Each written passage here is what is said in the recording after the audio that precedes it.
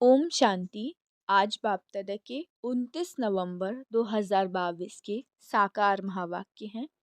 मीठे बच्चे, तुम्हें मनुष्य से देवता बनना है, इसीलिए देवी फजीलत मतलब मैनर्स धारण करो। आसुरी अवगुणों को छोड़ते जाओ, पावन बनो। तुम्हें मनुष्य से देवता बनना है, इसीलिए देवी मैनर्स धारण करो। आसुरी अवगुणों को छोड़ते जाओ और पावन बनो। प्रश्न है, देवी मैनर्स धारण करने वालों की परख किस एक बात से हो सकती है? उत्तर है सर्विस से। कहाँ तक पतित से पावन बने हैं और कितनों को पावन बनाने की सेवा करते हैं?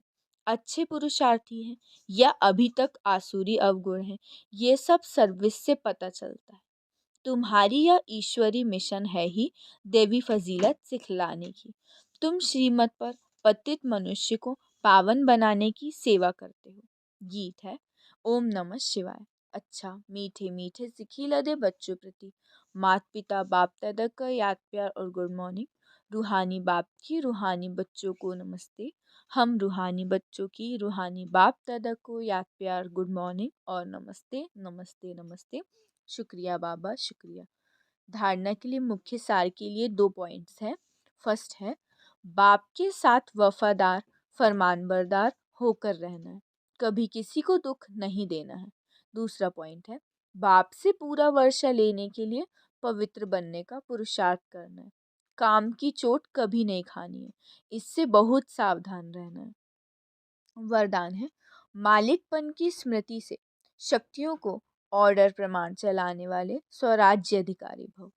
मालिकपन की स्मृति से शक्तियों को ऑर्डर प्रमाण चलाने वाले स्वराज्य अधिकारी भव। विस्तार है बाप द्वारा जो भी शक्तियाँ मिलती हैं उन सर्व शक्तियों को कार्य में लगाओ। समय पर शक्तियों को यूज करो।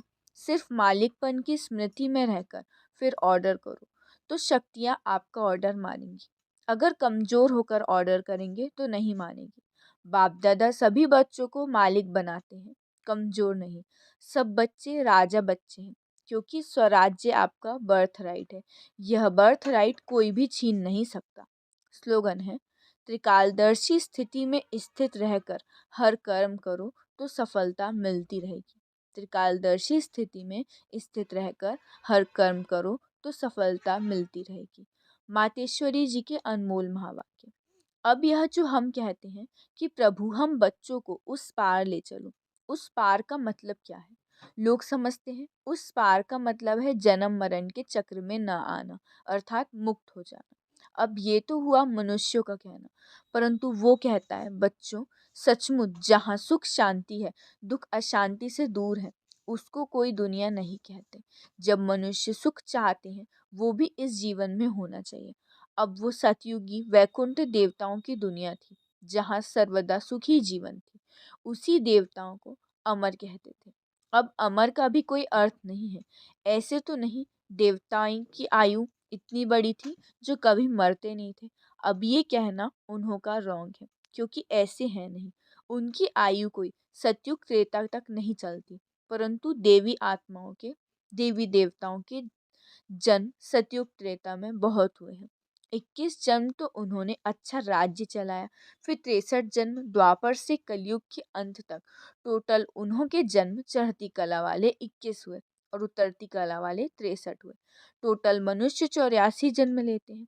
बाकी ये जो मनुष्य समझते हैं कि मनुष्य 84 लाख योनियां भोगते हैं, ये कहना भूल है।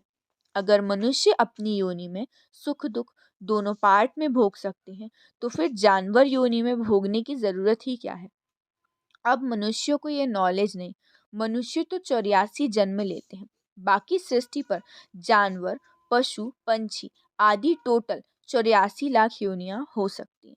अनेक किस्म की जैसे पैदाइश है उनमें भी मनुष्य मनुष्य योनि में ही अपना पाप पुण्य भोग रहे हैं और जानवर अपनी योनियों में भोग रहे हैं। ना मनुष्य जानवर की योनि लेता है और ना जानवर मनुष्य की। मनुष्य को अपनी योनि में भोगनी पड़ती है तो दुख सुख की महसूसता आती है।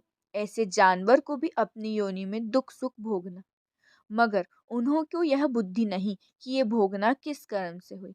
उन्हों की भोगना को भी मनुष्य फील करता है, क्योंकि मनुष्य है बुद्धिमान। बाकी ऐसे नहीं, मनुष्य कोई 84 लाख योनियां भोगते हैं, जड़ झाड़ भी योनि लेते हैं। ये तो सहज और विवेक की बात है कि जड़ झाड़ ने क्या कर्म और अकर्म किया है, जो उन्हों का हिसाब किताब बनेगा। जैसे देखो, गुरु नानक साहब ने ऐसे महावाक्य उच्चारण किए, अंत काल में जो पुत्र सिमरे, ऐसी चिंता में जो मरे सुअर की योनि में वल उतरे। परंतु इस कहने का मतलब ये नहीं कि मनुष्य कोई सूकर की योनि लेता है, परंतु सूकर का मतलब है कि मनुष्यों का कार्य भी ऐसा होता है जैसे जानवरों का कार्य होता है। बाकी ऐसे नहीं कि मनुष्य कोई जानवर बनते हैं। अब ये तो मनुष्य को डराने के लिए शिक्षा देते हैं।